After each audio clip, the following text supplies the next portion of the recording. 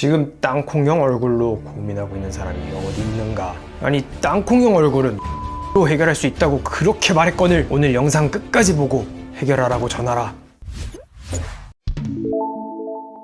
안녕하세요, 블랑쌤입니다. 요즘 연예인들 보면 특히나 얼굴이 동글동글하고 계란형인 분들이 많죠. 이 얼굴형 자체도 나이가 들어 보일 수 있다는 거 알고 계셨나요? 얼굴이 길어 보이거나 아니면 움푹하게 패인 울퉁불퉁한 형태를 가진 분들은 상대적으로 노안이 될 수 있는데요. 이런 분들 각각 유형이 좀 다르니까 오늘은 유형별로 어떻게 해결할 수 있는지 그 핵심만 좀 간략하게 설명을 드릴게요.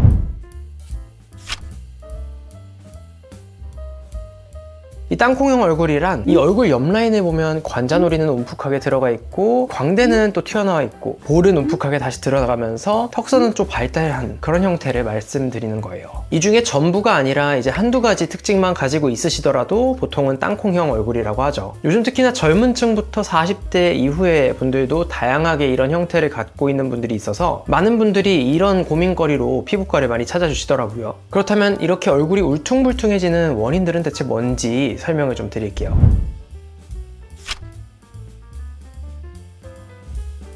땅콩형 얼굴의 원인은 크게 두 가지 정도로 분류를 할 수 있는데 선천적인 원인과 후천적인 원인으로 구분할 수 있습니다. 우선 첫 번째 선천적인 원인은 원래 태어나기를 안타깝지만 땅콩형 얼굴 모양을 타고나신 분들이 있어요. 그리고 우리가 나이가 들에 따라 콜라겐이 줄어들면서 피부 탄력도 떨어지게 됩니다. 그러면서 자연스럽게 관자놀이나 옆볼에 있는 살이 아래로 처지게 되면서 광대라든지 턱선에 걸리게 되는 거죠. 이렇게 되면 자연스럽게 나이가 들면서 해골형 혹은 땅콩형 얼굴이 되는 겁니다. 그리고 상대적으로 광대나 턱 같은 경우에는 뼈나 근육의 비중이 굉장히 높기 때문에 지방이 거의 빠져나가지 않아서 더 도드라져 보이는 거죠. 두 번째 요인은 선천적인 거 이외에 나머지 후천적인 요인들입니다. 후천적인 요인들은 굉장히 좀 다양한데요. 대표적으로 꼽을 수 있는 이유가 바로 시술 때문입니다. 시술 자체가 잘못됐다는 뜻이 아니라 내 얼굴형에 적합한 시술이 아닌 시술을 받으셨을 때 이런 증상들이 나타나죠. 케이스별로 조금 설명을 드리면요. 첫 번째 케이스는 얼굴에 살집이 그렇게 많지 않고 볼이 약간 파여있는 분인데도 리프팅을 받으시는 케이스예요. 이런 리프팅 레이저도 정확한 위치에 그리고 적합한 얼굴형에 받게 되면 정말 효과가 좋은 장비지만 앞서 말씀드렸던 이렇게 볼이 움푹하게 패인 분들이나 아니면 너무 얼굴살이 없으신 분들이 받게 되면 땅콩형이 더 도드라질 수밖에 없어요. 그리고 두 번째 케이스는 볼이나 광대 쪽에 살이 별로 없으신 분들이 턱보톡스를 너무 가까이 위쪽 앞쪽으로 맞게 되면은 볼이 패이는 현상입니다. 우리가 보톡스를 맞으러 가게 되면 물론 시술 전에 근육 크기나 모양을 보고 의사 선생님이 적합하게 시술을 진행을 하시지만 간혹 가다가 주사 바늘이 다른 부위로 들어가거나 아니면 주사 맞은 부위를 하루 종일 너무 문지르시거나 하면은 보톡스가 옆으로 번질 수 있습니다. 이렇게 되면은 잘못하면 입꼬리 올리는 근육을 마비를 시켜서 입꼬리가 비대칭이 될 수도 있고 볼페임을 만들 수도 있기 때문에 시술하시기 전에 반드시 선생님께 저는 볼페임이 걱정되니까 턱보톡스는 최대한 뒤쪽 아래쪽으로 놔주세요 라고 말씀을 해주시면 충분히 예방을 할 수 있는 그런 부작용입니다. 지금까지 땅콩형의 원인에 대해서 좀 설명을 드렸는데 지금부터는 그 세세한 교정 방법들에 대해서 소개를 해드릴게요.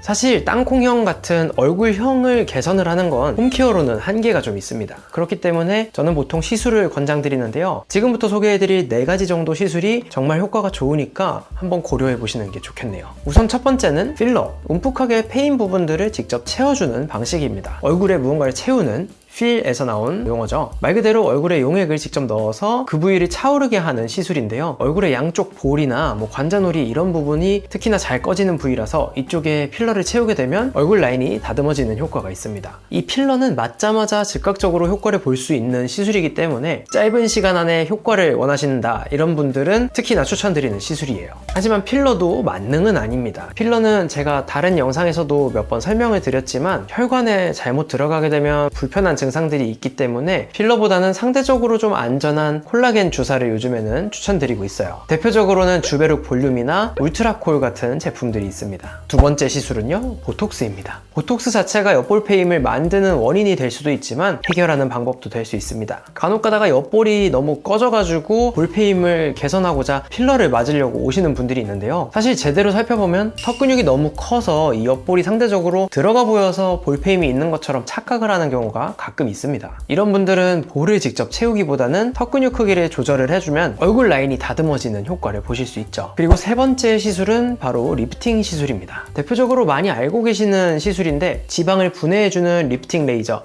인모드입니다. 인모드의 여러 가지 모드 중에서 FX 모드라고 하는 모드가 지방을 제거해주는데 굉장히 효과가 좋습니다. 직접적으로 지방 벽에 전기로 구멍을 내서 지방을 배출시키는 그런 효과인데요. 근데 아까는 얼굴에 인모드 받게 되면 볼페임이 생길 수 있다고 들었죠? 지금 말씀드리는 인모드는 볼페임이 있으신 분들이 볼에 받는 인모드가 아니라 상대적으로 튀어나와 있는 광대라든지 턱선을 다듬을 때 이 인모드를 추천해 드리는 겁니다. 그리고 광대나 턱선에 탄력이 떨어지면서 처져 있는 살을 올릴 때에는 인모드 포마 모드나 써마지, 올리지오 같은 고주파 장비를 곁들이면 효과가 훨씬 좋으실 겁니다. 그리고 이렇게 아래로 처져 있는 살을 위쪽으로 올려주는 가장 대표적인 시술이 있는데 바로 실 리프팅입니다. 턱선이 아래로 처져 있는 분들이 이 살을 위로 올리게 되면 볼페임이 있으신 분들은 볼페임이 개선이 되는 효과도 있어서 일석이조가 되는 그런 시술이죠. 그리고 마지막으로 소개해드릴 네 번째 시술은 바로 지방 분해 주사입니다. 볼록하게 튀어나온 광대, 요 앞광대, 옆광대 둘 다 물론 뼈나 근육의 비율이 높기는 하지만 어떤 분들 보면은 지방이 굉장히 많이 있는 분들이 있어요. 이 본인의 광대뼈가 뼈인지 아니면 지방인지 확인하는 방법 지금 알려드릴게요. 우선 손가락으로 먼저 콧대를 만져보시면 요 딱딱한 느낌 드실 겁니다. 마찬가지로 광대를 한번 만져보세요. 딱딱한 느낌 위에 무언가 말랑말랑한 게 만져지시면 대부분 지방입니다. 이렇게 앞광대나 옆광대에 물컹한 부분이 많으신 분들 지방 분해 주사 맞으시면 효과가 굉장히 좋으실 거예요.